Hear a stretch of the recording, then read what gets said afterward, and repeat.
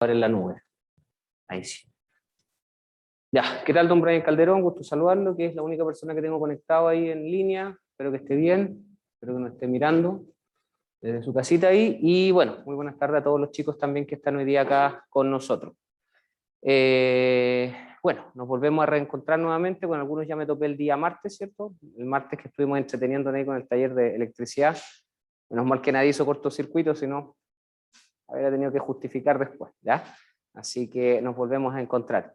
Chicos y chicas, vamos a las informaciones primero. Usted sabe que a mí siempre me gusta mantenerlos al día con el acontecer noticioso.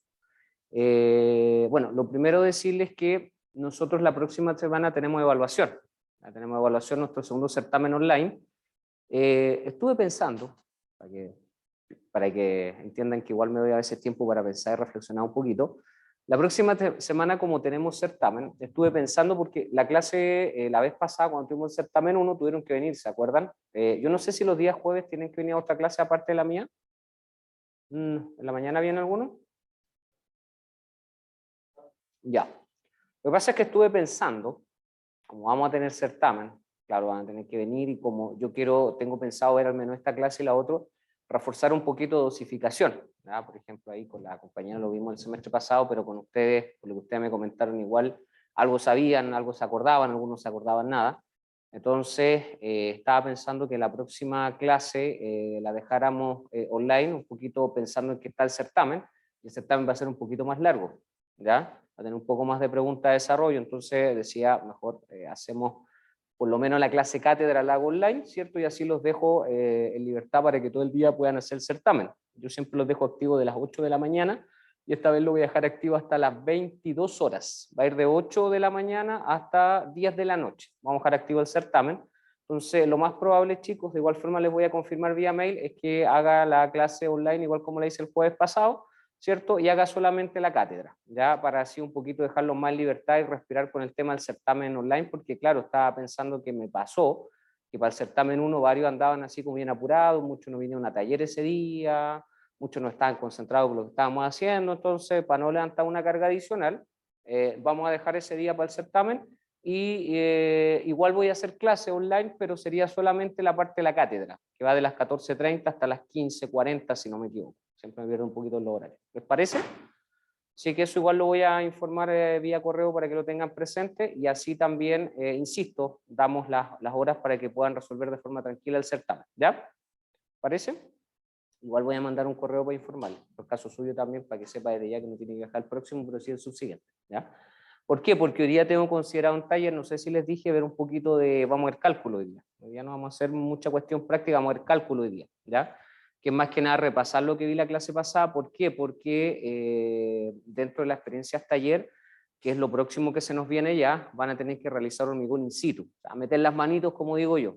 Pero yo siempre digo que antes de meter las manitos, uno tiene que saber qué es lo que está haciendo, o sea, por qué, no sé, pues estoy metiendo 8 kilogramos, por ejemplo, aunque son extraños lo que voy a decir, 8 kilogramos de agua, qué sé yo, 10 kilogramos de cemento, por qué estoy trabajando con 30 kilogramos de gravilla, ¿se entiende, no? Necesito tener primero el contexto, ¿ya? Entonces, para eso necesito reforzar un poquito eso, ¿ya? Así que, como le digo, lo estuve pensando y dije, voy a proponérselo a los chicos, y si obviamente todos están de acuerdo, yo sé que no están todos, obviamente, está ahí don Brian Calderón online, pero que todos estén de acuerdo porque en el fondo les va a convenir también a ustedes, ¿ya? Así que eso para que lo tengan presente. Otra cosa, como llegué justo, voy a hablar ahora cuando vayamos a la parte de taller con Esteban, con nuestro apoyo académico, para ver cómo va la gestión para la visita de terreno. La tengo contemplada para un día jueves también, pero como bien les comentaba, o sea, yo no tengo problema porque la obra es de quien les habla, yo estoy a cargo, entonces no tengo problema de ir el día jueves que yo quiera, el horario que yo quiera. ¿Ya? El tema es que de aquí en la universidad me tienen que autorizar por el tema de los protocolos y toda la cuestión. ¿Ya? Así que le voy a preguntar ahora a Esteban cómo va esa gestión, porque la idea mía es que yo creo que, como lo hemos hecho en periodos normales, yo a veces he ido por ejemplo, en la última vez, que fue el pasado no tuvimos clase, el antepasado tampoco, el 2019 creo que fue la última visita a terreno que fui con los chicos, fui como en 3 buses, me llevé a todos mis cursos, a todos mis paralelos, a mis 3 paralelos, y lo llamo una visita de terreno aquí a La Calera. Hace tiempo estábamos construyendo un puente, y parece que eran viviendas. Entonces fue bien bonita la experiencia, ya por lo menos ahora que me pasen un bus para ustedes que son mi curso, que son como 20 y tantos, y podamos ir por lo menos, ¿ya? Así que para que lo tengan también eso presente.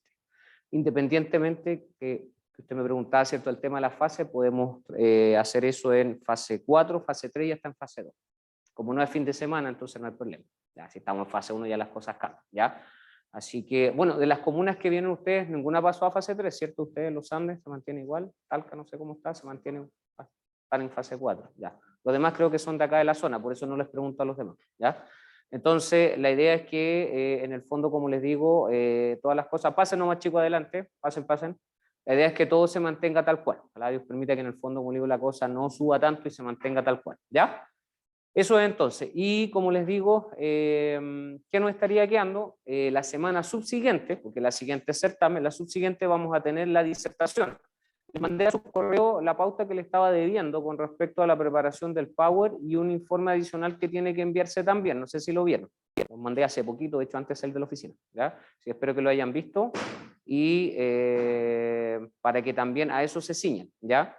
Como no todos me enviaron el tema de los grupos, ¿cierto? Que yo pedí, lo voy a ver eso en taller, porque ¿cómo lo vamos a hacer? Eso va a ser el jueves 18, ¿cierto? Si no me equivoco, me corrigen, ¿está bien? 18. Ya, el jueves 18, entonces, ¿cómo lo vamos a hacer? Vamos a hacer la disertación en horario taller, ¿ya? ¿Cómo lo vamos a hacer? Vamos a hacerlo tipo casi formato, ¿cierto? De tesis o de tesina, no se asusten, pero en el fondo, para que me entiendan, voy a asignarle horario, más o menos como muy parecido como trabajamos con usted el semestre pasado, pero esta vez de forma presencial, ¿cierto? Entonces le voy a asignar un horario, usted va pasando el horario que yo le pido, junto con su grupo, da su disertación, y sería todo, ¿ya? Eso vamos a hacer, porque no quiero perder el hilo conductor de la clase cátedra, ¿me entienden? Quiero el 18, como hacer posterior al certamen, quiero hacer un feedback del certamen, pasar los contenidos que estoy viendo dentro de mi planificación, y el horario taller que va de las 15:50 hasta las 18:20, de más me alcanzan los grupos, que si mi cálculo no me fallan, deberían ser 7 a 8 grupos, de 20 a 25 minutos cada uno. ¿Ya? Entonces, por esa razón, ¿qué tal, don Ignacio, adelante? Por esa razón, entonces, la idea es que pueda aprovechar bien ese tiempo. Ya por eso de ahí voy a volver a preguntar nuevamente, ¿cierto?, cuál es su grupo y si le asigné tema o no, y si no le asigno en el momento. ¿Ok? ¿Estamos, chicos? Ya.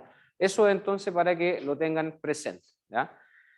Hoy día, ¿qué es lo que vamos a ver? Hoy día vamos a continuar con los contenidos. Recordar que la clase pasada partimos viendo un poquito las características del acero, dado que estamos hablando de hormigón armado, necesitamos hablar del acero como material en este caso, como parte de lo que son las materialidades. Hablamos un poco, ¿cierto?, de los áridos, del cemento, hablamos de las características del agua, ¿cierto? Y hoy día vamos a entrar a hablar del acero y las particularidades estructurales que tiene este elemento, ¿ok? Para que también ustedes lo sepan. De hecho, no sé si saben, a ver acá el tema, no sé si saben o comentamos, parece, que la normativa, creo que lo dije, sí, lo dije en la clase pasada, la normativa que aboga a lo que es el acero es la NSH, ¿cierto? 204 del 2006. La verdad es una de las más nuevecitas que tenemos, ¿ya? Todo lo que son normativas con respecto a los materiales que son parte de nuestro sistema constructivo de un hormigón armado, la verdad es que son todas a partir del año 2000. Por ejemplo, todo lo que tiene que ver con el acero, características generales del acero, todo lo que tiene que ver con la misma normativa del hormigón, ¿cierto?, que es la del 2016, todo lo que tiene que ver con ya hormigones precomprimidos o hormigones fluctuantes, ya tenemos algunas normativas que son del 2018, 2019, por ejemplo. Todo lo que tiene que ver con estructuración en base de acero también son todas en base al 2000, ¿ya? Del año 2000 en adelante. ¿Ya? La verdad es que vamos a decirlo así, en esa instancia no tenemos normativas que son más antiguas, la única que se nos estaba quedando era la 170, ¿ya? Por eso le digo, hoy día se han estado actualizando bastante. Ahora, hay algunas cuestiones, por ejemplo, que no sé si lo mencioné o no, que en Chile la verdad no están muy normadas, pero que obviamente tenemos los manuales. Por ejemplo, ¿qué les decía yo? Justamente los temas que van a tener que exponer, todo lo que son los aditivos, por ejemplo, en Chile, la verdad es que, si bien es cierto, tenemos una norma genérica, pero no es que haya así una norma que sea impositiva, por ejemplo, para un acelerante, para un retardante. La verdad es que lo que tenemos en ese sentido, ahí ya nos ceñimos a los manuales del fabricante, por ejemplo, porque la normativa que yo les mencioné hace un tiempo atrás con respecto a los aditivos es muy genérica, ¿ya? Es bastante genérica. Entonces, sobre esa base, chicos, les puedo pedir un favor, pueden dejar una sillita ahí en la puerta para que no se golpee tanto. Gracias. Entonces, les decía que la verdad al respecto tenemos una normativa que es genérica, pero una normativa que sea como bien específica, por ejemplo, que me hable de un superplastificante, que yo le digan, ¿saben qué, chicos? Hay una normativa que me habla, por ejemplo, del multiretardante. No, eso no lo hay, ¿ya? Ahí nos ceñimos específicamente al manual del fabricante. En este caso, en Chile tenemos Sika, tenemos Outplast, tenemos Thomas, y no me acuerdo el otro, son como 4 hoy día que están en el mercado, y hay un quinto que está entrando, que es chino también. Usted sabe hoy día todo lo que es el mundo chino, el comercio chino hoy día está por todos lados. Uno levanta una piedra y están por todos lados, ¿ya? Entonces también está entrando una marca con eso. Hay por ahí también, conozco unos muchachos, unos chicos también, que están con, ¿cómo se llama esto? Cuando uno, con un emprendimiento, eso es la palabra, con un emprendimiento, desarrollando algunos productos también de origen chileno, también algunos aditivos, y que están tratando de imponer un poquito su marca registrada y tratando un poquito de hacer competencia con respecto al mundo de los aditivos. Claro que son aditivos, vamos a decirlo así, que vienen o que se generan en base a todo lo que son procesos naturales, ¿cierto? Y en base a eso están buscando un poquito imponerse en el mercado nacional, aunque el mercado ustedes saben que está muy dominado por estas grandes empresas que al menos acabo de mencionar, ¿ya? Pero al menos para que tengan ahí un atisbo más o menos con lo cual estamos trabajando, ¿ok? Entonces, como le digo, esta normativa es importante, un poquito conocerla, visualizarla. La idea es que la puedan descargar. Si no la pueden descargar, siempre avísenme o escríbanme un correo para que la puedan tener también, ¿ya? Pero en base a eso nos estamos centrando. Ahora, la clase pasada, ¿en qué quedamos? La clase pasada quedamos en lo siguiente, ¿cierto? En base a la relación que podemos establecer entre el hormigón y el acero, ¿ya? Hablamos que propiamente tal, el hormigón como material tiene características. De hecho, eso ustedes tenían que haberlo visto en tecnología del hormigón, algunas características de este material, ¿cierto? Principales propiedades, ensayos a los cuales los puedo someter. Y por otro lado, el acero también, ¿ya? De hecho, yo les comentaba que cuando hablamos de hormigón armado, ¿cierto? Nosotros tenemos hormigón más acero, es un solo material, ¿ya? Es un solo material, y lo que hace es que adquiere características por un lado del hormigón y por otro lado del acero. O sea, si por ejemplo el hormigón propiamente tal yo lo podía comprimir y el acero lo podía traccionar, entonces cuando yo tengo el hormigón armado, tengo el esfuerzo, ¿cierto?, que se le denomina en este caso de la flexotracción o la tractocompresión. ¿Ya? También se le denomina la tractocompresión, en este caso que tenemos esfuerzos de tracción y de compresión trabajando en conjunto, ¿ya? Es como cuando yo le decía, por ejemplo, ustedes realizan una mezcla de hormigón, que ya en 2 semanitas más vamos a hacer eso, Dios mediante, y ustedes lo que se van a dar cuenta es que, por ejemplo, cuando ustedes mixturen un árido con un cemento o con agua, con aire en estricto rigor, lo que va a pasar es que en el fondo, claro, nosotros vamos a ver los elementos, pero cuando salga de ahí esa mezcla, ya no va a salir como un árido, sino va a salir como eso, como una mezcla, como un material colaborante, y va a adquirir las características de todos los demás elementos. ¿Se dan cuenta? Adquiere las características matriciales de todos los elementos componentes. En base a eso hablamos que una cosa súper importante es que el acero con el cual yo voy a trabajar sea capaz de adherirse al hormigón o a la mezcla. O sea, por esa razón que yo les comentaba que no todos los aceros son para trabajarlos con el hormigón. ¿Se acuerda que yo comenté eso? No me acuerdo que haya sido la clase pasada, creo que fue la antepasada, donde yo les dije que hay distintos tipos de acero. Por ejemplo, el más común y el que nosotros ocupamos para el acero es el AH. ¿Ya? ¿Cómo está adelante? Es el AH, que significa acero al carbono para el hormigón. No sé si lo mencioné en la clase pasada o no me acuerdo. El AH, que es el acero al carbono para el hormigón, ¿ya? Ese es el acero, ¿cierto?, que nos requiere y que nos sirva a nosotros, pásenos más adelante, que nos sirva a nosotros para poder trabajarlo con nuestro hormigón, ¿ya? Porque además de eso yo le decía que hay otros aceros, por ejemplo está el ES, que ese es el electrosoldable, y ese nos sirve para trabajarlo con soldadura, por ejemplo, ya sea soldadura, ¿cierto?, con oxiacetileno, que sería la soldadura MIG-TIC o soldadura al arco, o en este caso soldadura con electrodo, ¿cierto? Por ejemplo, eso es lo que se denomina acero en frío, o acero que se genera en frío. Cuando yo les mostré un poquito parte del proceso del acero, así como hay producción de acero en caliente, también hay en frío, ¿ya? También hay acero en frío. Entonces, sobre eso, ¿cierto?, es súper importante canalizar. Entonces, el acero electrosoldable se trabaja en frío y en este caso es justamente para soldarlo, es para trabajarlo con estructuras metálicas. En base, en cambio digo el acero AH, que es acero al carbono para hormigón, ese me sirve para poder trabajarlo con mi hormigón. dado que tiene, por ejemplo, estrías, tiene en este caso, o ranura, como le podemos llamar, eso permite que se adhiera de forma mucho más fácil la mezcla del hormigón, ¿ya? Entonces, la adherencia es súper importante. Esto se conoce técnicamente como el puente adherente. El acero estriado tiene la característica de generar un fuerte puente de adherencia, ¿ya? Y eso lo hace a través de la estría o de las nervaduras que tiene. Y por otro lado tenemos la dilatación, ¿ya? La dilatación en sí del hormigón armado. Cuando hablamos ya del hormigón armado, el hormigón armado en sí tiene la característica de dilatarse, ¿ya? Significa que se expande y se contrae. Se expande, hola, ¿cómo está? Se expande y se contrae, ¿ya? Eso en base a las temperaturas, por ejemplo. Ahora, eso no es que sea algo tan visible que le digan, ¿saben qué, chicos? Ahí hay una losa y miren cómo la losa se está expandiendo. O sea, eso es minúsculo. Eso se ve, por ejemplo, a través de los cambios de temperatura. En lados, por ejemplo, muy calurosos. Yo estaba en Santiago en la hora, estamos en la parte alta ahí de ¿cuánto estamos como en la cota 1100 más o menos, casi mucho más arriba de las Condes, aquí donde está el San Carlos Apoquindo, mucho más arriba, y tenían que haber habido fácil unos 36, 37 grados. Y ahí, por ejemplo, estábamos justamente en la mañana con los laboratoristas, haciendo una prueba a las losas que habíamos recién colocado el día de ayer, y por ejemplo le sacamos algo que se llama una radiografía, ¿ya? Que es con un aparatito, para que me entiendan, con un sonómetro que uno saca, ¿cierto?, una radiografía propiamente tal, y uno la compara, y la comparamos con otra que sacamos 2 horas después, y ahí se ve claramente, ¿cierto?, cómo la losa hormigón se expandió unos milímetros. Y después, ¿cierto?, le pedí que me sacaran, ¿cierto?, radiografía en la noche, a la gente que está ahí, ¿cierto?, que se queda cuidando en la noche, para que vean la diferencia, y ahí me voy a dar cuenta un poquito, se las voy a traer para que la vean, cómo se vuelve a contraer el hormigón, ¿ya? Insisto, eso es algo minúsculo, pero algo que se ve, o sea, es milimétrico, pero es algo que se ve en el hormigón, el tema de la dilatación. Ahora, fíjense acá, y yo les mostraba ese esquema la clase pasada, el que está a mi mano, en este caso, ¿cierto?, izquierda, y el que está a mi mano derecha. Tenemos hormigón simple y hormigón armado. Ahí al tiro nos damos cuenta de la diferencia que tiene el uno del otro, o sea, el hecho que yo trabaje mi hormigón con barras de acero o con cables de acero irrestrictamente, ya me genera una diferencia.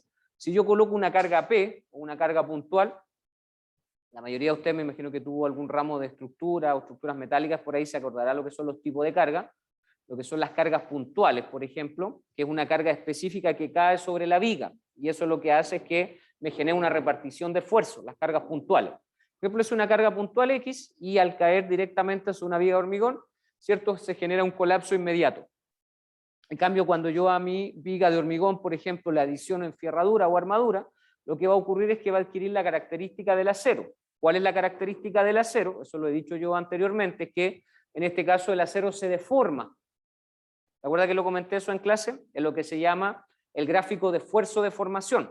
El acero que hace se deforma, se tiende a deformar en este caso, ¿cierto? Y en base a esa deformación puede ser que si alcanza un grado máximo de deformación, puede ser que alcance el colapso. Si no alcanza ese grado máximo de deformación, lo que va a ocurrir es que va a volver a su status quo, como se llama, ¿ya?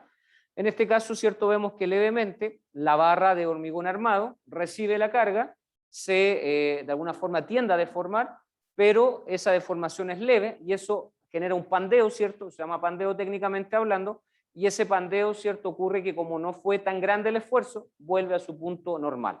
Ahora, ¿cómo eso se ve reflejado en obra, por ejemplo? Esto se ve reflejado de la siguiente forma. Es típico que cuando, por ejemplo, estamos hormigonando o cuando se está hormigonando en una edificación en altura, que se hormigonan las losas, por ejemplo, partimos con la 101, la 102, la 103 y así hacia arriba con las losas. Por ejemplo, tenemos la losa a piso y comenzamos a hormigonar las losas. Entonces, cuando se hormigonan las losas, ustedes deben de saber que tenemos todo un sistema de alzaprima, de gata hidráulica, afianzando los moldajes porque vamos a recibir carga arriba. Ustedes saben que el hormigón en estado fresco, no sé si lo saben, pesa más que el hormigón en estado endurecido. ¿Sabían eso, no? El hormigón en estado fresco pesa más que el hormigón en estado endurecido. Es cosa que lo piensen lógicamente, por la cantidad de agua que trae. Piensen que cuando alcanza en su estado endurecido, gran parte de esa agua, no toda por supuesto, pero al menos un 30 o un 35% tiende a evaporarse. Por lo menos eso hace ya que ya pierde un poco de peso. ¿Se dan cuenta?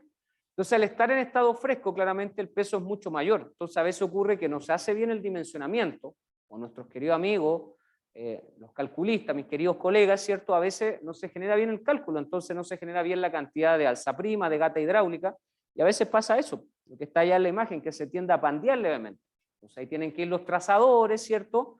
Yo le digo con mucho cariño a los viejitos, tienen que ir los trazadores, tiene que ir el jefe terreno, y más o menos para que comiencen a manipular las alzaprimas o las gatas hidráulicas y vaya quedando eso a nivel, ¿ya? A veces a mí me pasa por una cuestión de experiencia que, ¿cierto? Cuando uno ya tiene hartos años en esta cuestión, uno ve y dice, chuta, eso está pandeado, es levemente, pero está pandeado. O a veces pasa lo mismo con los muros, por ejemplo, está, aunque está levemente pandeado, pero está de alguna forma con ese despropósito, ¿ya? Entonces, si se dan cuenta, son cosas que esto se ve en obra, se ve en terreno, ¿ya? Y la razón, ¿cierto?, por la cual necesitamos medirlo, ¿qué tal, cómo está? La razón por la cual necesitamos medirlo justamente es para evitar esa situación. Eso cuando aún está en estado fresco, insisto, yo eso lo puedo controlar. Una vez que ya alcanzó su estado endurecido, claramente, ¿cierto?, se hace poco probable que lo pueda controlar. Podré hacer un diagnóstico, generar alguna solución, ¿cierto? Pero eso tenemos que hacerlo antes que alcance el hormigón su estado endurecido, ¿ya? Así que eso es muy común verlo, ¿ya? De hecho, ustedes se van a dar cuenta que una de las cosas que vamos a hacer, por ejemplo, en taller, en las próximas experiencias, es que vamos a llenar probeta cilíndrica, que es la probeta normada, deben de saberlo, me imagino, que es la probeta normada, ¿cierto?, por la 170 del 2016. Antiguamente teníamos las famosas probetas prismáticas, ¿cierto?, esas rectangulares, las cuadradas, ¿cierto? Esa ya no está normada, la única que está normada es la cilíndrica. Entonces ustedes van a ver que a la experiencia siguiente que llenemos la probeta cilíndrica, vamos a tener que ustedes van a tener que venir a desmoldarla y después con la ayuda de Esteban, ¿cierto? Lo que vamos a hacer es que vamos a improntarle un peso, una carga, y ustedes se van a dar cuenta cómo va a reaccionar y el gráfico que va de alguna forma a establecerse. ¿Se acuerdan cuando hicimos las probetas Rilem? ¿Se acuerdan? Y después a la clase siguiente, después con Esteban las ensayamos y ustedes fueron mirando el gráfico, cómo se empezaba a dispersar, la dispersión del gráfico. Y ahí obviamente con eso uno más o menos iba manejando datos con respecto a cómo el esfuerzo se iba estableciendo sobre la carga. Porque por un lado tenemos un esfuerzo y por otro lado tenemos una deformación, ¿ya? No sé si han oído hablar de la ley de Hooke. ¿Les suena o no? La ley de Hooke, ¿sí? Ya, la ley de Hooke, ¿cierto? Si yo lo grafico, la ley de Hooke, dejé mi plumón. La ley de Hooke es igual a esfuerzo, ¿cierto? Tenemos un esfuerzo. ¿Qué es esfuerzo? No, rojo no. Tengo puro rojo parece, voy a colocar puro rojo. Acá. Nosotros tenemos un esfuerzo. La ley de Hooke me dice lo siguiente. Tenemos un esfuerzo, ¿cierto? Por otro lado tenemos una deformación. Perdón, tenemos un módulo de elasticidad, tenemos un esfuerzo, tenemos, y también tenemos una deformación. Esos son los tres elementos con los cuales trabaja la ley de Hooke, ¿ya? El esfuerzo, la deformación y el módulo de elasticidad. A partir de eso, por ejemplo, yo puedo generar distintos cálculos. Por ejemplo, tenemos el esfuerzo, yo puedo tener un esfuerzo traccionante o un esfuerzo compresivo, ¿ya? Un gamma T o un gamma C. El gamma T, que es el esfuerzo traccionante, y el gamma C, que es un esfuerzo compresivo. Si yo quiero calcular un esfuerzo cualquiera, por ejemplo un esfuerzo traccionante, yo necesito una fuerza traccionante dividido en un área, ¿sí o no? Una fuerza traccionante dividida sobre un área, entendiéndose que estos son vectores, ¿ya? Son vectores de trabajo. Por otro lado, si yo tengo un esfuerzo compresivo, voy a tener una fuerza compresiva dividida en un área, ¿ya? Yo puedo determinar eso mediante ley de Hooke. Por ejemplo, si yo quisiera determinar en este caso el módulo de elasticidad, ¿cierto? Yo quisiera determinar el módulo de elasticidad en este caso, tendría que yo empezar a jugar, porque el módulo de elasticidad finalmente me va a decir a mí, ¿cierto?, cuánto es la carga de soportación máxima que podía pretender llegar con el esfuerzo sobre esa viga, ¿ya? Entonces, en estricto rigor, por ejemplo, en algunos casos ocurre que el módulo de elasticidad, significa módulo de elasticidad, por si acaso, el módulo de elasticidad generalmente se calcula, ¿ya? Pero hoy día es mucho más fácil, por ejemplo, sacarlo de ciertos manuales, ¿ya? Cuando ustedes, por ejemplo, van a un manual de un acero tipo, de una barra X, de un perfil X, dentro de las distintas empresas que hoy día tenemos, por ejemplo, aparece el perímetro, aparece el área, aparece el momento de inercia, aparecen varias características y aparece el módulo de elasticidad también. El módulo de elasticidad me dice hasta cuánto es posible o es probable, ¿cierto?, que la barra, en este caso de acero, pueda estirarse antes de alcanzar lo que se llama el punto de estricción. ¿Se acuerda que les hablé de ese concepto en una clase anterior? El punto de estricción es el punto, cierto, inmediato donde se genera el posible y el probable colapso, ¿ya? ¿Qué más tenemos? Tenemos, por ejemplo, ¿cierto? La epsilon, que es en este caso la deformación, ¿ya? La deformación, ¿ya? Yo puedo tener dos tipos de deformación. Está lo que se conoce la deformación axial, ¿ya? Está la deformación axial, y está también lo que se conoce como la deformación longitudinal. Hablamos como la deformación axial, como, por ejemplo, si yo tengo una probeta cilíndrica, ya que estamos hablando de las probetas cilíndricas, sabe que lo mío no es el dibujo. Por ejemplo, la axial sería la que se está ejerciendo ahí. Es la que se está ejerciendo sobre las caras de la probeta, de ese cilindro, la superior y la inferior, ¿ya? Y la otra deformación, que es la transversal o la longitudinal, esa se está ejerciendo sobre la altura, ¿ya? Sobre la altura, en este caso, de la probeta, ¿ya? Sobre la altura. Si la probeta normada tiene, en este caso, es de 30 por 15, imagino que lo sabe eso, ¿cierto? De 30 por 15, ya tenemos en este caso 15 centímetros de diámetro por 30 centímetros de alto, eso es lo que tiene la probeta normada, de acuerdo a la 170 del 2016, y que es la que ustedes van a tener que desarrollar, ¿cierto? Vamos a encontrar que sobre ella vamos a ejercer ciertas deformaciones. ¿Por qué razón? Porque ustedes se van a dar cuenta que, por ejemplo, cuando coloquemos, una vez que desarrollemos la probeta, de esta forma, y la coloquemos en la prensa, se va a ejercer una fuerza de esta forma. Vamos a ejercer fuerzas de esa forma, ¿ya? Podemos ejercer fuerzas compresivas o fuerzas traccionantes. Entonces, lo único que vamos a hacer es que vamos a ejercer una fuerza compresiva. Entonces, ustedes entenderán que si estoy ejerciendo una fuerza compresiva sobre una probeta, milimétricamente algo va a pasar. El diámetro se va a tender a expandir, porque estoy aplastando. ¿Me entienden? Estoy aplastando. Entonces, esto, si yo tuviera ahí más o menos cierto su diámetro, y lo exageré por supuesto, eso se va a tender a expandir. Por lo tanto, ese delta que se me genera, eso es lo que se denomina la deformación axial, ¿ya? En este caso, la deformación axial. Ese delta, esa diferencia, ¿ya? Y junto con eso, ¿cierto? Al expandirse, ¿qué es lo que va a pasar con la altura? Va a tender a disminuir, ¿sí o no? Porque si estoy, piénselo lógicamente, si estoy improntando una carga sobre una probeta cilíndrica y se le estoy diciendo que debido a que esa probeta cilíndrica se tiende a expandir su diámetro, la altura va a tender a disminuir. ¿Se dan cuenta? O sea que si llegaba hasta ahí, ahora va a llegar hasta acá. Por lo tanto, ese delta que se me genera, esa va a ser la deformación transversal, un epsilon t, ¿ya?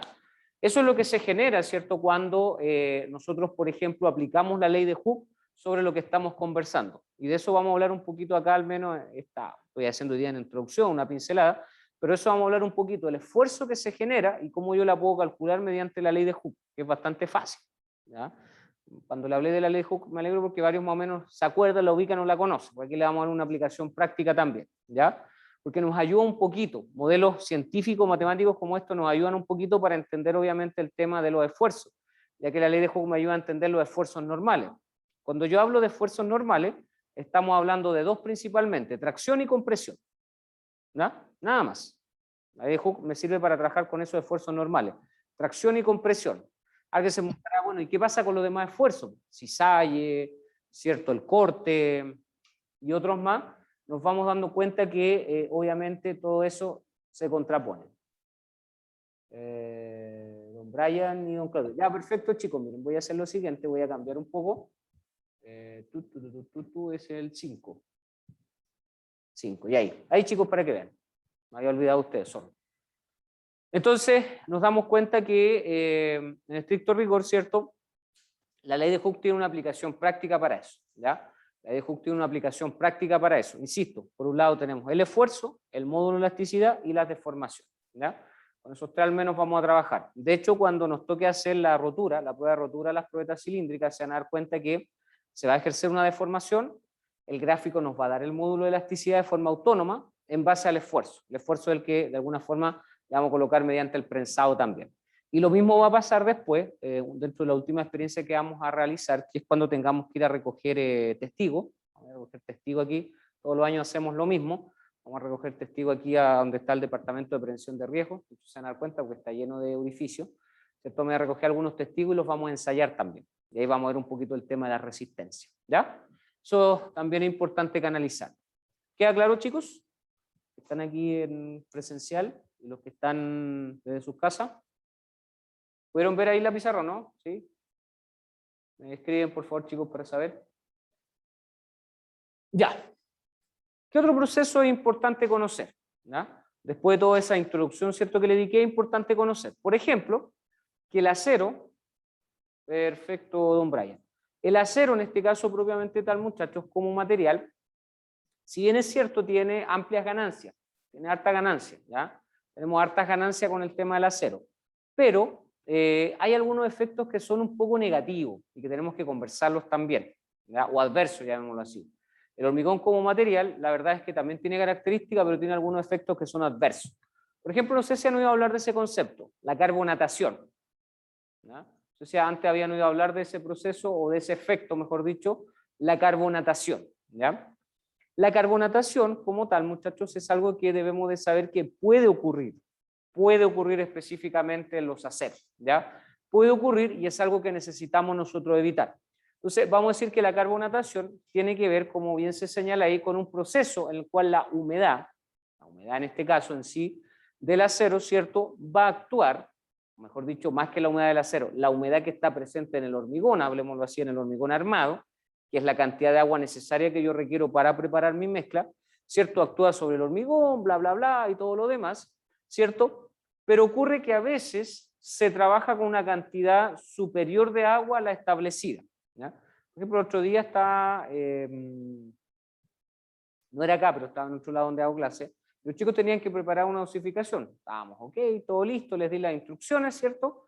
Y resulta que yo les voy a enseñar después que uno cuando tiene la dosificación, por ejemplo, de un hormigón tipo, yo la saco directamente en kilogramos, pero uno antes de eso pasa, ¿cierto?, el litro, y del litro la pasamos a kilogramos. Entonces, claro, ellos tenían que hacer lo mismo, pero resulta que algo les pasó a los chicos, no me recuerdo qué, que al pasar de litro a kilogramos, por ejemplo, le afectó directamente sobre la cantidad de agua, o la relación agua-cemento. Y eso hizo de que, por ejemplo, ustedes saben que la densidad del agua es igual a 1.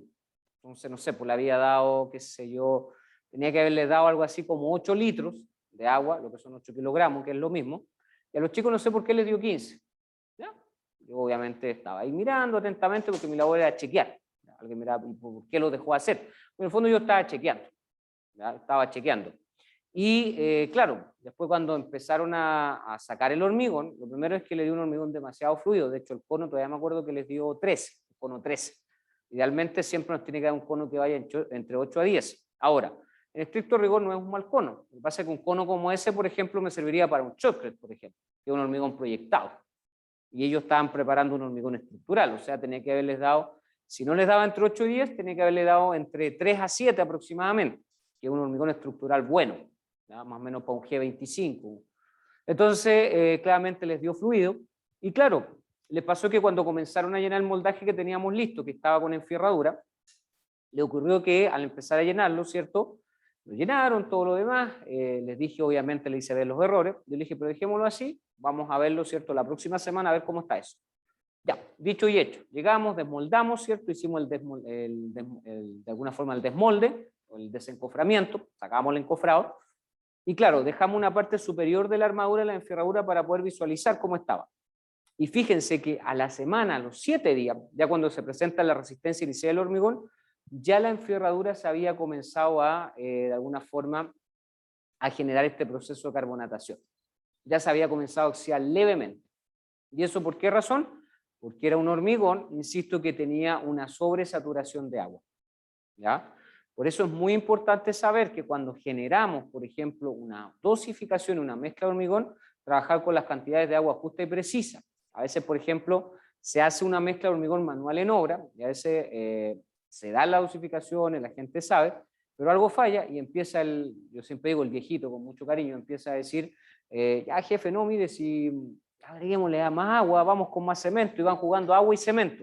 Y cuidado, porque la relación de agua y cemento es delicado jugar con eso. O sea, a mayor cantidad de agua, ¿cierto?, más fluido va a quedar el hormigón. Y a mayor cantidad de cemento, más denso va a tender a quedar, ¿se dan cuenta? Entonces siempre tiene que haber un equilibrio. Por eso es muy complicado y es muy peligroso, por ejemplo, alterar las relaciones de hormigón o las mezclas de hormigón que vienen de plantas, ¿ya? Por eso es que uno cuando recibe un hormigón inmediatamente, ¿cierto? Algo que yo siempre les digo, claro, ver el sello, tomamos la temperatura y hacemos la prueba del cono de Abrams, ¿ya? Que son ensayos súper importantes poder realizar. Más o menos la temperatura del hormigón siempre tiene que estar entre 5 a 35 grados Celsius. Eso es lo que nos dice la normativa. Entre 5 a 35 grados Celsius tiene que estar fluyendo una temperatura estándar para un hormigón en estado fresco, ¿ya? Aproximadamente. Si estoy fuera de ese rango, eso también puede ser un factor de rechazo. De hecho, el solo hecho de que la temperatura esté fuera de ese rango, yo ya me da pie y paso a poder rechazar un hormigón. De hecho, yo he rechazado hormigones por que estar la temperatura fuera de rango, ¿ya? No solamente puede ser por cono, sino también por temperatura, ¿ya? También les comento eso. Bueno, entonces, un poquito para completar esa experiencia, los chicos finalmente se dieron cuenta que el acero se comenzó a carbonatar, ¿cierto? O sea, se comenzó a oxidar levemente. Eso por la gran cantidad de agua que ocuparon. ¿Se dan cuenta? Entonces, siempre se va a manifestar la carbonatación, primero porque hay una sobresaturación de agua, y segundo, puede ser también cierto porque el hormigón con el cual se está trabajando está en contacto directo con el agua y no se colocaron las protecciones necesarias. Por ejemplo, un muelle, no sé si ustedes todavía por malla tienen obras portuarias. Yo el año pasado todavía me tocó dictar obras portuarias a los chicos, no sé si todavía está eso en la malla o no, parece que es la más antigua. Entonces veíamos con los muchachos en obras portuarias u obras marítimas, es lo mismo, por ejemplo, que constantemente el hormigón, ¿cierto? En este caso los pilares, que son los que afianzan la estructura, están de alguna forma ceñidas constantemente a humedad, y más encima a los cloruros, a las sales, ¿ya?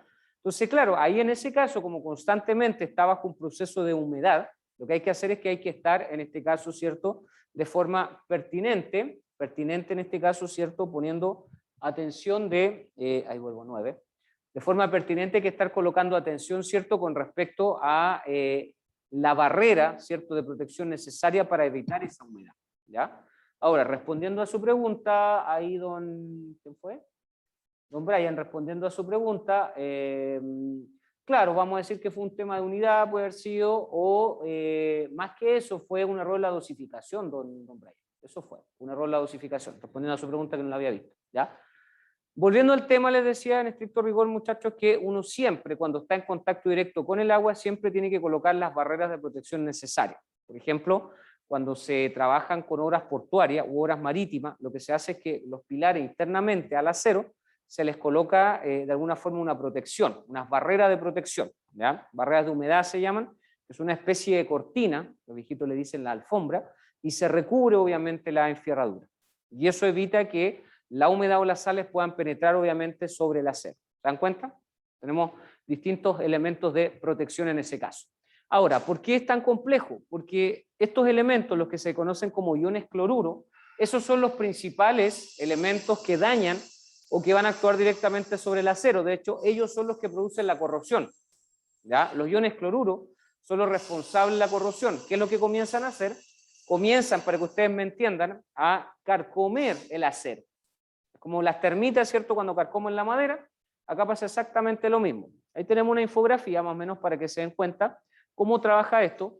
Y fíjese lo que comienza a ocurrir. Fíjese que en este caso, ¿cierto? Ocurre que el acero, ¿cierto? Lo primero es que comienza a perder su forma.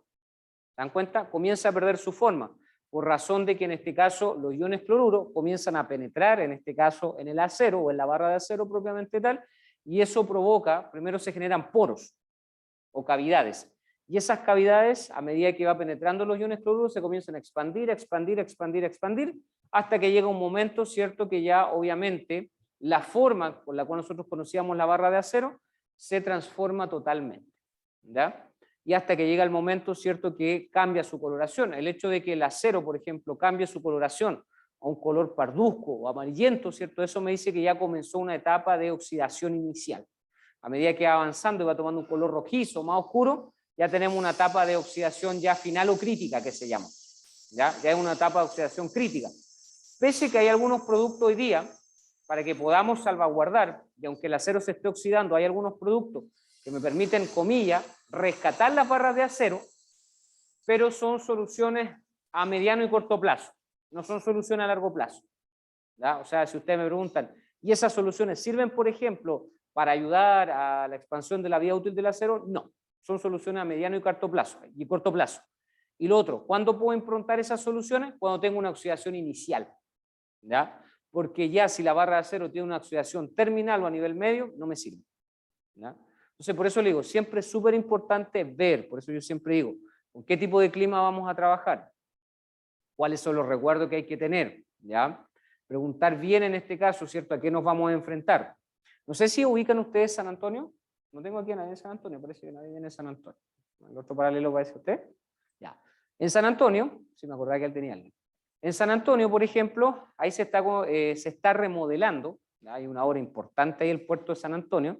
De hecho, estamos ahí, nosotros ya el próximo año partimos una obra ahí de remodelación de lo que son algunos de los andenes. Y hay una obra más o menos ahí para unos 15, 16 años aproximadamente, una obra importante, porque lo que se quiere es que en el fondo el puerto de San Antonio tenga mayor preponderancia hoy día que el puerto de Valparaíso, que poco y nada ya le queda, ¿ya? Y, por ejemplo, el puerto de San Antonio, una de las cosas que contempla, todavía estoy mirando un proyecto, pero inmenso, chicos, inmenso, inmenso, inmenso, inmenso, a dar toda esta cantidad de puestos de trabajo. Y lo que estamos mirando ahí, por ejemplo, es que los pilotes que, por ejemplo, se van a hincar, los pilotes que se van a hincar y que van a ir directo, ¿cierto?, por medio de un proceso de encepado al mar, ¿cierto? Claramente el revestimiento que se le va a dar es un revestimiento fulgente que se llama, que hace que de alguna forma tenga una vía duradera de prácticamente 80, 90 años el pilote, ¿ya? Incluyendo el recubrimiento, obviamente, de la enfierradura, ¿ya? Y eso va a hacer, obviamente, que se evite, por ejemplo, esto que yo le estoy comentando acá, ¿ya? Ahora, ¿qué va a pasar luego de ese periodo? Bueno, seguramente alguna mantención o un cambio en el pilote, ya que son prearmados, prefabricados, es fácil, ¿cierto? Poder sacar o poder desmembrar la estructura, ¿cierto? Y poder generar el posterior recambio. De hecho, con esa finalidad se hace. Ahora, no sabemos tampoco qué va a pasar de aquí a esa cantidad de años también. O sea, no sabemos, obviamente, ¿cierto?, los cambios, las tecnologías y los principales cambios y condiciones que hoy día se están dando también a nivel mundial. Eso es otro tema. Pero más allá de eso, como le decía yo, es súper importante saber que hoy día, por ejemplo, si hay algo que debo de evitar en el acero es esto que le estoy mostrando, la carbonatación, ¿ya? Que es el exceso de humedad, producto en este caso de ciertas reacciones. Ese exceso de humedad obviamente debemos de evitarlo para así poder llegar a este efecto. Fíjense que ahí tenemos picadura se le llama a los orificios que se comienzan a generar, pequeñas fisuras que se comienzan a realizar sobre el acero. Esto no es de la noche a la mañana, ¿ya? El caso, cierto, como yo le decía, esa situación que le conté a estos chicos con esta experiencia fue porque, claro, hubo una sobresaturación de agua, pero en ningún momento, si usted me pregunta, había una picadura, había una partitura. Simplemente el acero, nos dimos cuenta que se había comenzado a carbonatar porque ya había cambiado su color, levemente. Eso ya es una señal de algo.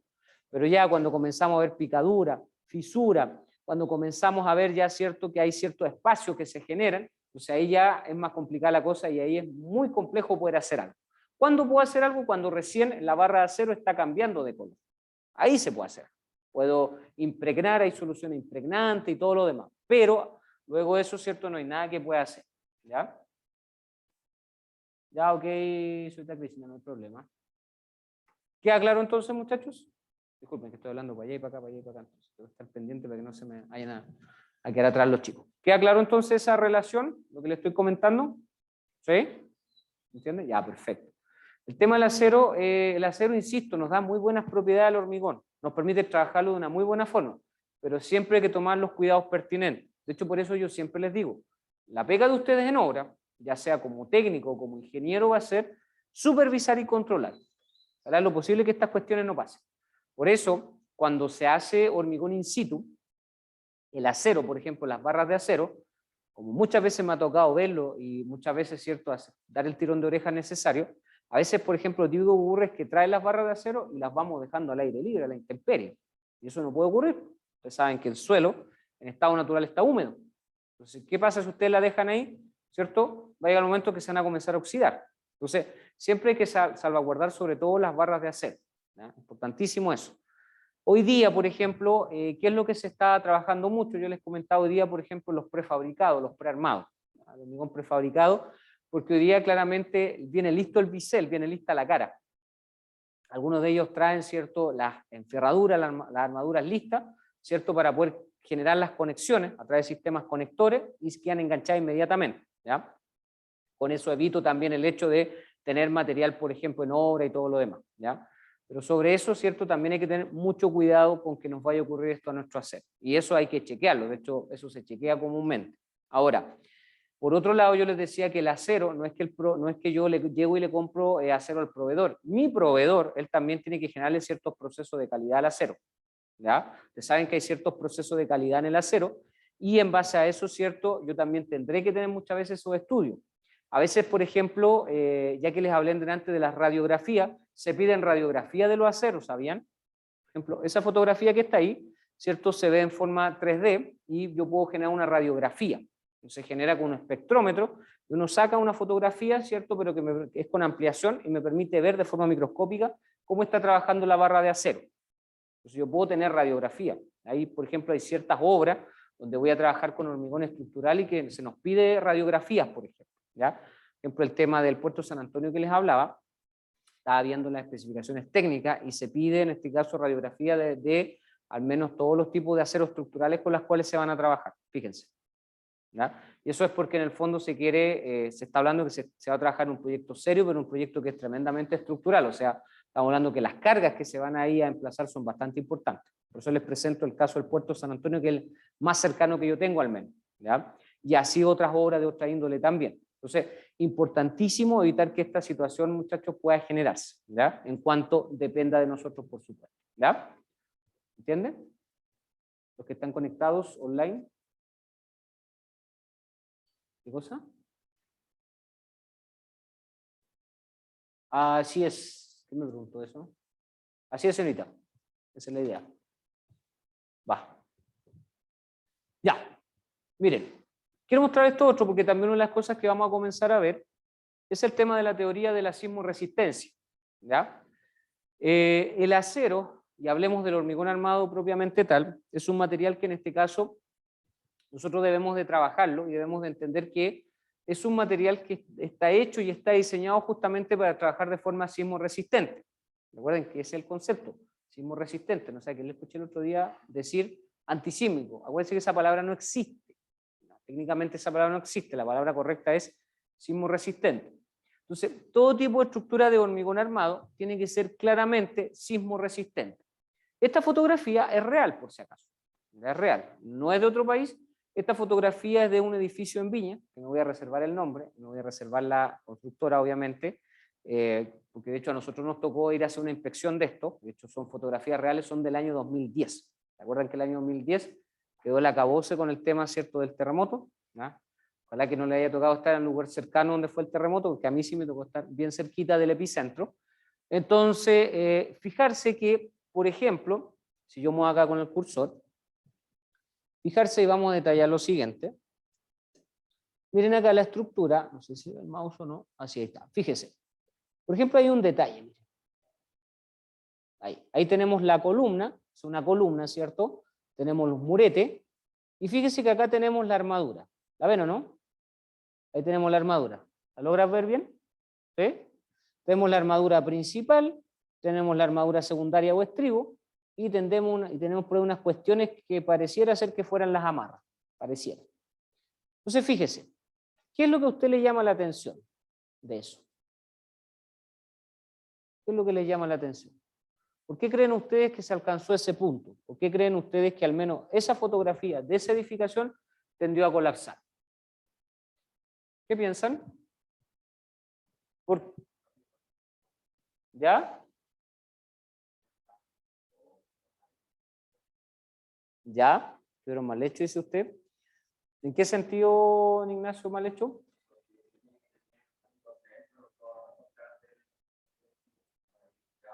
Perfecto. Un tipo U. Perfecto, don Ignacio. Bien, ya. Puede ser una causa probable, bien, don Ignacio, muy buena observación. ¿Qué más? Perdón, perdón. Ya. Excelente, está muy distanciado los estribos. Y eso fue así en lo real. ¿Qué más? ¿Qué más? ¿Qué más? ¿Qué más? ¿Qué más pueden observar ahí? ¿Por qué creen que se llevó a esa situación? Observen, buenos observadores. ¿Qué van a tener que hacer ustedes en obra? Observar, concluir. ¿Ya? Perfecto, barras muy delgadas, sí. ¿Qué más? Observen, miren. ¿Qué más? Si tuvieran que dar un diagnóstico de eso ustedes, ¿qué dirían? A ustedes lo llaman y dicen, a ver, ¿sabe qué, señor tanto? Necesito que me dé un diagnóstico de esta estructura. O sea, un diagnóstico, no le estoy diciendo que me dé algo técnico, un diagnóstico es por qué cree que, o cuál fue la causal por la cual la armadura quedó de esa forma. Ya me han dicho varias cosas, ¿cierto? Me han hablado un poquito del diámetro, voy a hacerlo más técnico, el diámetro de la enferradura, el espaciamiento, ¿cierto?, de los estribos, ¿ya? ¿Qué más? ¿Qué más, qué más, qué más? Pregunta, ¿esa estructura habrá tenido la cuantía necesaria o no? ¿Saben con lo que me refiero cuando hablo de cuantía? ¿No? Ya, cuando hablo de cuantía hablo de cantidad de fierros necesarios. Entonces, mi pregunta es, ¿esa estructura tendrá la cuantía necesaria de fierro? ¿Qué piensan ustedes? ¿O tendrá exceso de cuantía de fierro? ¿Qué podríamos decir? Viendo la imagen, nada más. Infiera. A ver. Sí, se podría saber. Sí, correcto. ¿Mm? Claro, sí, podría ser, teniendo los documentos como usted dice. Caballero, disculpe, dígame. ¿Ya? Uh-huh.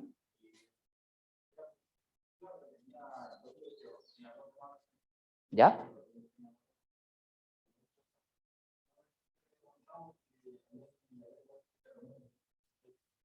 Me acuerdo. Ya. O sea, ahí le tengo que revisar un machón en este caso. Claro, un machón. Ya. Perfecto. Perfecto. Y en este caso pasó todo lo contrario, ¿cierto? Aquí la columna falló. Entonces, y tomando el punto que decía acá el compañero, claro, de hecho nosotros cuando llegamos allá, bueno, aquí comentándole un poquito la experiencia, no teníamos documentos, no teníamos nada, planos, nada, simplemente comenzamos a inferir. De hecho nos subimos allá arriba con estas escaleras telescópicas que tienen los bomberos, nos conseguimos una telescópica, y claro, específicamente, ¿cierto?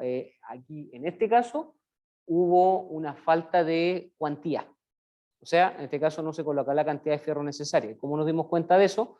Por lo que decía, que no sé si fue don Ignacio, no recuerdo quién dijo eso, que los estribos, que es la enferradura horizontal, acuérdense que los estribos son los que atraviesan, los horizontales, específicamente encontramos que mirando hacia arriba estaban prácticamente a 1,5 metros.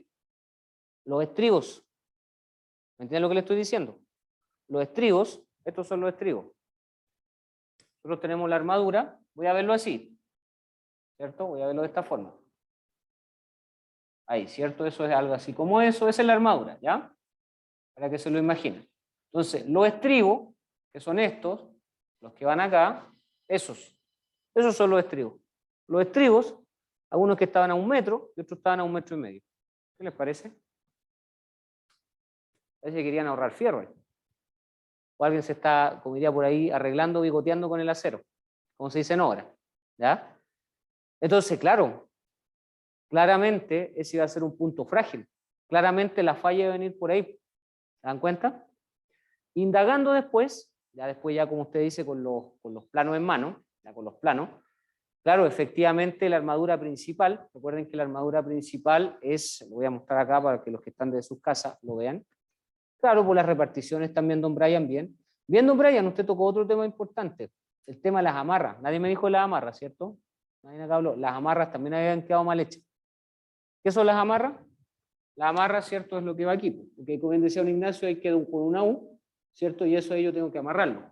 ¿Ya? Las amarras, en este caso, no habían quedado bien hechas efectivamente. De hecho, se le había dado una amarra de un solo punzón. Realmente son 2 a 3 punzones que uno le da un amarre para que quede bien hecho. ¿Ya? En este caso no era lo suficiente. Bien, don Brian. Ya, ¿qué le iba a decirle yo? Bueno, teniendo obviamente las especificaciones, teniendo la documentación necesaria, nos encontramos con que no calzaban los fierros. La armadura principal, que es esta, ¿cierto? Tenía que haber tenido al menos 2 diámetros más del que estaba puesto acá. De igual forma el estribo tenía, en este caso, ¿cierto?, una enferradura que se pedía de 1 diámetro más arriba. Por lo tanto, no coincidían los diámetros, los estribos estaban con un gran distanciamiento, no cumplían, y me encontré con la sorpresa, esa sí que fue sorpresa, que los estribos que estaban acá en un sector, porque aquí desnudamos toda la columna, picamos toda la columna para ver cómo estaba toda la enferradura, y nos encontramos que uno de los estribos estaba hecho con acero electrosoldable. Acero electrosoldable, porque el acero electrosoldable también viene en barras lisas, ¿ya?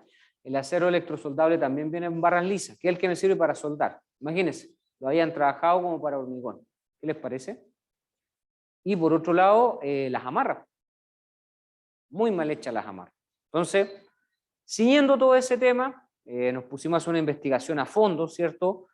Con respecto a los protocolos de trabajo, nos dimos la pega a revisar todos los protocolos de trabajo, hacer una investigación genérica, ¿cierto? Quién había recibido los materiales, cómo se recepcionaban los materiales, ¿cierto? Y todo lo demás, porque nosotros habíamos sido encargados por el mandante para poder hacer toda una investigación, ¿ya? Y efectivamente habían muchas cosas, ¿cómo decirlo? Porque no suene tan feo. Muchas cosas turbias, para que me entiendan, ¿cierto? Mucha cosa turbia por ahí, con respecto a los protocolos, no se habían respetado, ¿cierto?, las tolerancias a la normativa, etcétera, ¿ya? De hecho, hoy día, por ejemplo, no sé si les conté, para yo hacer las amarras de la enferradura de la armadura, hoy día tenemos, ¿cierto?, unos apalancadores que me sirven hoy día para hacer las amarras. Entonces, hoy día que hace se pego mucho cariño el viejito, ¿cierto? Lo que hace es que le da la tensión, ¿cierto? Y la prensa lo que hace es que tira el cable y le da la amarra. 2, 3 clics y listo, queda hecha el tiro la amarra. Y vuelan hoy día los maestros enferradores con eso, ¿ya? Entonces, al tiro. Entonces, con eso, por ejemplo, claro, se hubieran evitado eso. Pero aquí nos damos cuenta que la amarra quedó muy mal hecha. Un punzón y listo. Claramente cualquier amarra con eso vuela. Cuénteme.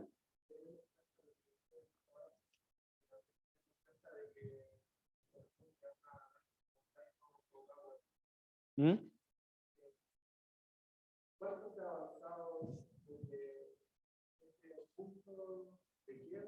¿Mm?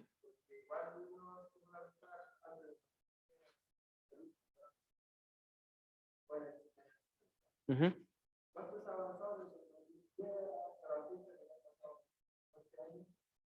En materia de construcción y también al la resistencia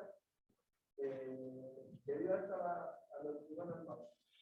Mire, bueno, del 2010 a la fecha, una de las cosas que cambió inmediatamente al año posterior, el 2011, por ejemplo, lo primero que se hizo fue que se reestructuró la NSH 433, que esa es la normativa de sismicidad en Chile, que tiene que ver un poquito con responsabilidades legales y técnicas de nosotros, ustedes también, todos los protagonistas de alguna forma de la construcción.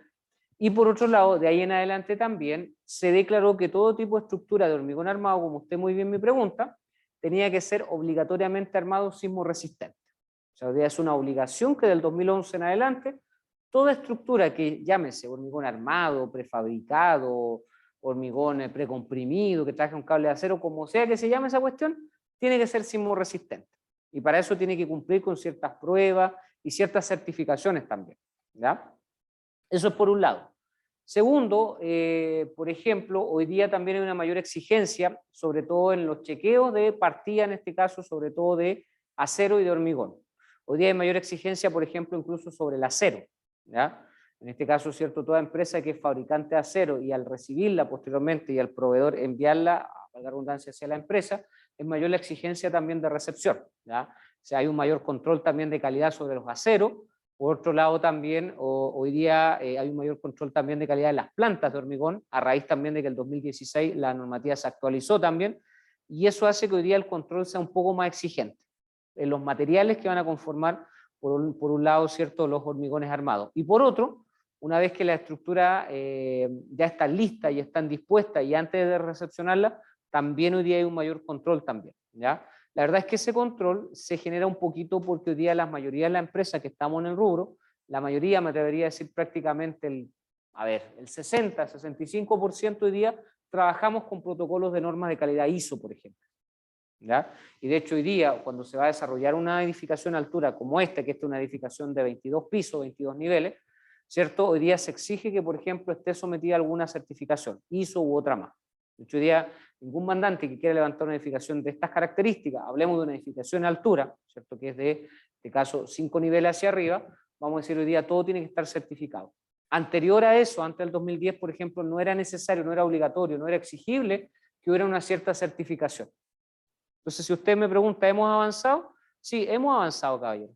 Pero yo creo que podríamos haber avanzado un poquito más. O sea, si soy un poquito más ¿cómo decirlo? Exigente, ¿cierto? Si soy un poco más exigente, podríamos haber avanzado más. ¿Estamos avanzando? Sí, de hecho, hemos avanzado para la cultura que tenemos, el raciocinio que tenemos en Chile, hemos avanzado, pero creo que no lo suficiente, ¿ya? Creo que tenemos que seguir avanzando, hoy día en ciertas materialidades, en ser más riguroso hoy día, por ejemplo, la recepción de materiales, en ser más riguroso hoy día, por ejemplo, en los trabajos que se hacen, en ser más riguroso hoy día en todo, ¿ya? Porque hoy día, por ejemplo, es más, esta edificación, por ejemplo, yo le decía que descubriendo, indagando, metiéndome en la investigación, obviamente me di cuenta que igual hubieron algunas cosas medias, como decía, medias tránsfugas. Por ejemplo, ciertas calidades, cierto acero no eran las que requerían las especificaciones técnicas. Entonces hoy día, ¿qué es lo que se está implementando? El hecho que yo ya me ciña una certificación hace que hoy día los procesos sean mucho más rigurosos. Hoy día hay mucho más auditorías, por ejemplo. ¿Se da cuenta?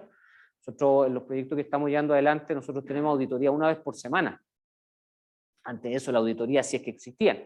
Hoy día tenemos auditorías que son mucho más atingentes y eso ha hecho, ¿cierto?, que un poquito la mano de obra, ¿cierto?, y el proceso se vaya volviendo cada vez más exigente también. Entonces yo creo que estamos caminando, creo que hemos avanzado, yo me atrevería a decir en un 20, en un 30%, pero nos falta todavía. Ahora, tampoco yo veo todo malo, porque por ejemplo, yo sé que es malo comparar, pero si por ejemplo nosotros nos comparamos con otros países, por ejemplo, Chile está, la verdad, bien posicionado en el tema de, vamos a decirlo así, la sismorresistencia. Insisto, nos falta mucho por aprender, pero por ejemplo, si ustedes comparan otros movimientos sísmicos que se han desarrollado en otros países, ustedes se han dado cuenta la crema que ha quedado. Claro, por ejemplo, siendo que un país más grande y que cuenta con, comillas, mayores recursos, imagínense. Y nosotros, ¿cierto?, siendo un país que tiene 4.400 y tantos kilómetros de costa, ¿cierto?, imagínense que podía haber sido mayor, ¿cierto? La catástrofe, ahora no estoy diciendo que fue menor, porque igual hubo mucha gente, ¿cierto?, que perdió su vida, familia, muchas edificaciones, pero si nos damos cuenta, el nivel de envergadura con respecto a otro, claramente, ¿cierto?, aquí estamos un poquito más adelante que otros. Incluso me atrevería a decir que, como llaman algunos potencias aquí en Sudamérica, como Brasil, por ejemplo. A mí me ha tocado estar en Brasil y los procesos constructivos dejan mucho que desear. Argentina también, los procesos constructivos dejan mucho que desear, ¿ya? Colombia podríamos decir que está por ahí, la verdad, está por ahí más o menos, ¿cierto?, en la línea media. Panamá, por ejemplo, ustedes saben que ahí se mueven muchas lucas por el tema del canal ahí, ellos están un poquito más arriba que nosotros, pero estamos en estos momentos súper bien posicionados, ¿ya? Súper bien posicionados, pero insisto, nos falta avanzar, falta todavía, ¿ya? Así que no sé si puedo responder a su pregunta. Yo estoy tratando de una mirada bien crítica, trato de no ser así tan centrado, trato de ser bien crítico en ese sentido. No sé si se logra entender bien. Porque justo aunque no me crea, el otro día tuvimos una discusión, o sea, cuando nos fue una discusión, una conversación con algunos colegas acá de la institución y otros más, justamente hablábamos de eso y llegábamos a esa conclusión, ¿no? Entonces, creo que nos falta mucho avanzar o trabajar para evitar volver a eso, ¿no? Para evitar volver a eso.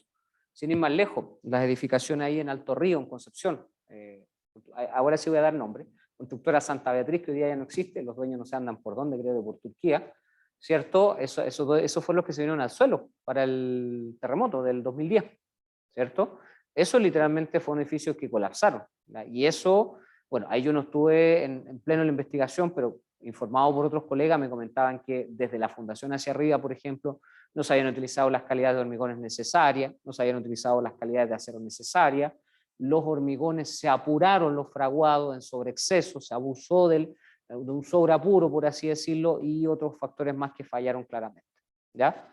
Entonces, creo que hoy día tenemos como la escuela para poder mejorar con todo lo que nos ha pasado. Yo siempre pienso, chicos, no sé si van a estar de acuerdo conmigo, chicos y chicas, yo siempre pienso que cuando a veces pasa algo que no es muy bueno, nos puede servir de escuela, nos puede servir de aprendizaje. No sé si le he contado yo, pero cuando me inicié en el rubro de la construcción me mandé unos cuantos ranazos en obra, pero me sirvieron. Menos mal que no me despidieron, me sirvieron. Me tuvieron paciencia, ¿cierto? Creyeron en mí y creo que eso hoy día les puedo decir que me sirvió. Entonces, yo siempre digo lo mismo, o sea, el hecho que uno de los errores tiene que aprender, o sea, no tiene que decepcionarse, sino que le tiene que ser como una escuela para que ustedes aprendan en estricto rigor. Si aquí ustedes no van a llegar a hacer las cosas bien al tiro. Mire, lo más probable, no quiero que aquí nadie se matemorice ni se cambie de carrera después de lo que yo voy a decir. Si no, el Emilio después me va a decir que le estoy echando a todos los alumnos. Mire, lo más probable es que se van a equivocar. Van a tener que equivocar, si son seres humanos, son personas, todos nos equivocamos. Pero lo importante es que de ese error tengan la capacidad de poder aprender. Ahora, hay errores y errores. Tengo una cantidad de experiencia para contarles de errores que he visto en mi vida, Pero ya eso es otro tema. Pero cuando ustedes, el caso de ustedes, si tienen la vocación y si les gusta esto, claramente se van a levantar, ¿cierto? Y van a seguir adelante y de ese rol van a aprender. Aquí tiene que pasar lo mismo. O sea, cosas como esta, yo les muestro esto un poquito para que nos haga conciencia. Por eso lo quiero mostrar y lo quiero traer a colación, para que nos haga conciencia y que el día de mañana, ¿cierto? Cuando le digan, no, déjalo así nomás, hagamos el protocolo así, si así se hace, se acuerden de mis palabras. Y ojalá que de verdad se acuerden. Otro día me dio mucho gusto, me encontré con un exalumno que le hice clase acá, que salió hace algunos años atrás, me decía, profe, me contaba una experiencia, le habían pedido que recepcionara unos pilares, y estaba, olvídense, horrible, horrible, y se acordó de mis palabras, ¿cierto? Aplicó un poquito de ética, fue y habló directo, él era el jefe de terreno, fue y habló directo con el mandante vino, ¿cierto? Yo le pregunté si lo habían echado o alguna sanción, no, obviamente lo quitó el dueño de la empresa, y el gerente y todo el otro, para afuera. Entonces, claro, eso un poquito tiene que hablar de nosotros, de la ética también que tenemos que tener, la ética profesional. ¿Ok? ¿Ya claro? ¿Alguna duda, consulta? Y se me fue el tiempo. ¿Duda, consulta, inquietud, reclamo? Dígame.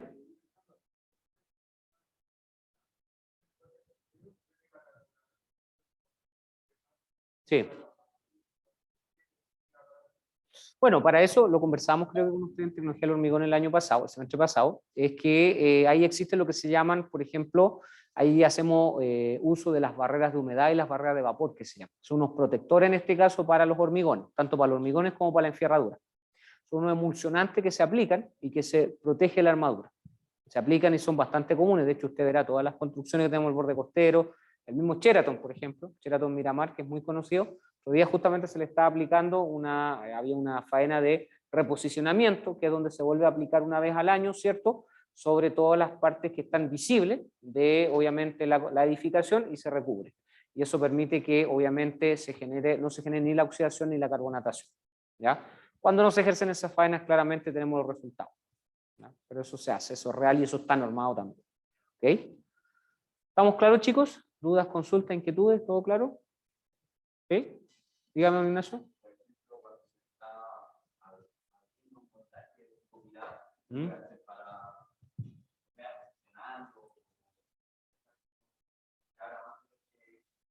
Cuando se está abriendo. Pero usted me dice cuando está en estado fresco o en estado endurecido. Ya, en ese caso uno puede trabajar con los moldajes, por ejemplo. ¿Ya? Los moldajes en este caso se pueden ir de alguna forma acomodando, por así decirlo, y ahí es donde yo le decía que ahí está el ojo tiene que estar el ojo ahí del trazador y el jefe terreno, el supervisor, ¿cierto? Estar atento ahí a eso, y si se está abriendo puede reposicionar el moldaje. Ahí yo puedo jugar con el moldaje todavía. ¿Ya? Puedo posicionar los niveles, incluso podría modificar hasta las medidas que me vienen en plano, pero con debida justificación, que comúnmente se hace, comúnmente se hace porque a veces no siempre todo queda como dicen los planos, y para qué vamos a estar con cosas. Si de hecho ustedes no esperen que cuando vayan a una obra lo que dicen los planos es lo que se va a hacer, probablemente van a ver como 100 planos, ¿cierto? Y el último va a ser el final, los hash build que se llama. Entonces en ese caso uno puede ir reposicionando, don Ignacio, los moldajes, y es muy común hacer eso, tanto de muro, claro que siempre y cuando no intervenga y no afecte, ¿cierto?, en demasía la estructuración de la obra y del complejo. Pero eso es lo que se hace, don Ignacio. ¿Ya? Uno puede ir apalancando, puede ir modificándolo, en este caso los moldajes. Se puede hacer. Sin que eso, insisto, implique una mayor variación de los niveles y de las cotas. De hecho, o ustedes en obra se van a dar cuenta que más o menos tenemos una tolerancia o tolerancia. Esa tolerancia va entre el 5 al 8% que permite generar una movilidad de los moldajes. Se puede hacer, don Ignacio. ¿Ya? ¿Sí? ¿te contestó a su pregunta? ¿Tuvo que picar? Ya, pero eso fue ya cuando quedó endurecido. O sea que no, o sea que eso no se hizo antes de que alcanzara su estado endurecido. Entonces eso es lo que tenemos que ver, don Ignacio, estar ahí, como dice uno, ahí al filo, para evitar que después haya que hacer lo que usted dice, porque eso que usted me dice, eso es pérdida. Es pérdida para el subcontrato, si en este caso usted es el subcontrato, pérdida de tiempo, lucas, y ¿para qué vamos a decir más? Entonces, para evitar eso, siempre atento. ¿Ya? Eso, ¿alguna otra duda, consulta? ¿No? Ya, lo dejamos hasta acá. Chicos, no se olviden entonces que la próxima clase tenemos certamen. Aprovecho de pasar el datito ahora, como ahora se me sumaron algunos más a la clase. Le decía a los chicos que llegaron temprano, estuve pensando, y la próxima clase, como tenemos certamen, ¿ya? No los voy a hacer venir. ¿Ya? ¿Por qué razón? Porque tenemos certamen online. Porque me pasó, insisto, la primera vez cuando tuvimos certamen, sobre todo los que vienen de más lejos, hay algunos que vienen de muy lejos, yo lo sé eso. Entonces, para que se concentren derechamente en el certamen, y la clase la voy a hacer online la próxima semana. ¿Ya? Al menos con hormigón. Con instalaciones no. O sea, con instalaciones el día lunes sí es obviamente online, pero tiene que venir el martes después de instalaciones. Pero al menos lo del jueves, estoy hablando lo del jueves, ¿cierto? Lo vamos a hacer online. Voy a mandar igual un correo, entonces voy a hacer la clase, la de cátedra solamente online de 14:30 a 16:50, ¿cierto? O sea, hasta 15:50 o hasta las 16 para aprovechar bien ese trámite, y después lo dejo en libertad para que hagan su certamen online. ¿Les parece? Porque el certamen va a ser un poco más largo, más extenso de lo que fue el primero. ¿Ya?